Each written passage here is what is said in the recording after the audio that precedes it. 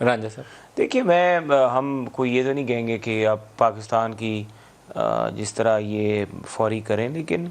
ظاہر ہے یہ تو عدالت کا ڈسکریشن ہے کہ اس کی معافی کرتے ہیں نہیں کرتے. اور عمران نیازی کی جو سیاست ہے یہ 126 دن جہاں سے اس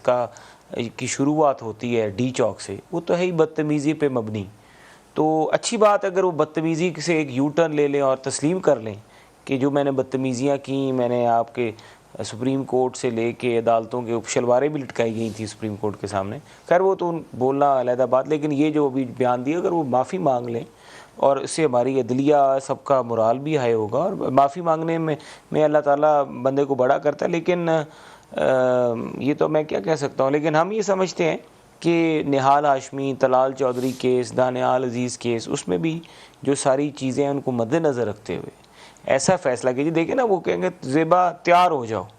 مطلب یہ آپ نے اگر اس طرح پہلے بےزتی کریں، گالم گلوچ کریں، پھر معافی مانگ لیں تو یہ تو پروگرام پھر کا ٹائم ایک ختم ہو رویہ رہا بن جائے ہے، گا. لیکن تحریک انصاف کو ایک حکمت کے ساتھ عدالت کے سامنے جانا چاہیے، بڑک سے، میرے خیال میں حکمت عملی کے اوپر کام کرنا چاہیے.